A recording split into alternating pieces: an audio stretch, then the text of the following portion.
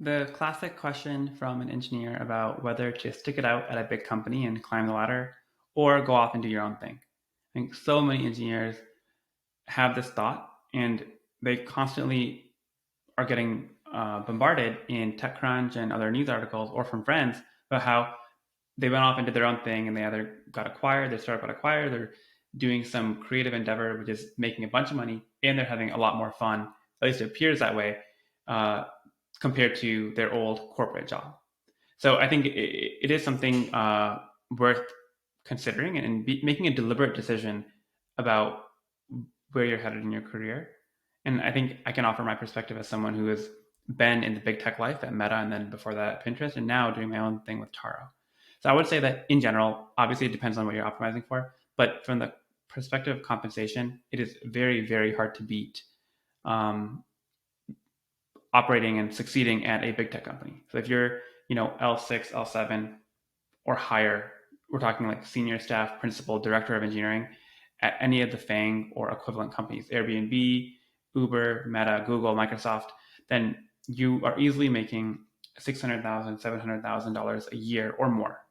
You can easily get to $1 million a year once you get to director level. And so from that perspective, if you go off and do your own startup, you're going to be working way harder, a lot more uncertainty, and the EV, the expected value of the payout, is going to be way lower. So keep that in mind.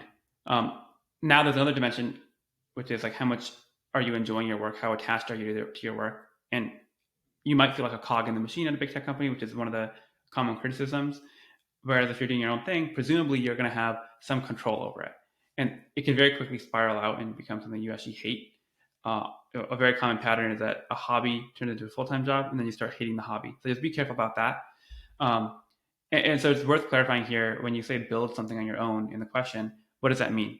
There's so many things that you could do with your time. And as an engineer, it really is a golden age of being able to build things and create tools or just create content, which can benefit a ton of people. So I'm going to try and talk about a couple of those different angles. First off, create content, right?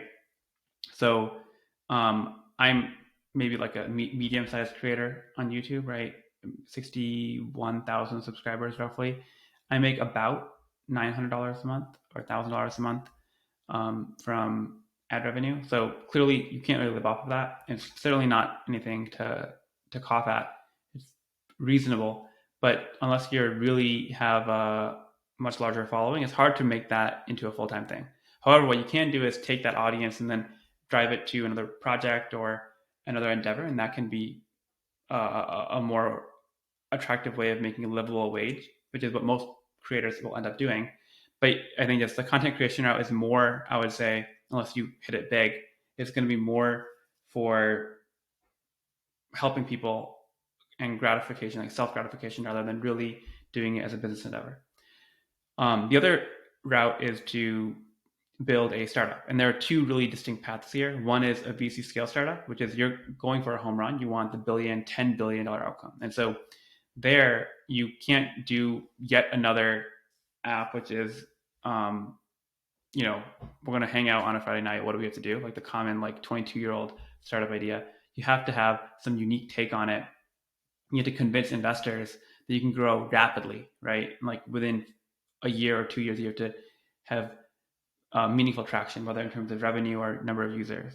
And you're going to be beholden to investors who are funding you for that rapid growth. And there's a ton of opportunities there, and a ton of press coverage goes to those types of companies. For example, like Y Combinator or 500 Startups, or a bunch of things which will get you into that ecosystem.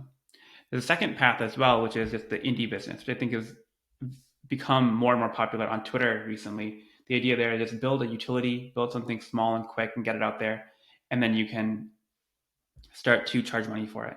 And I think there is actually a lot of opportunity here. Um,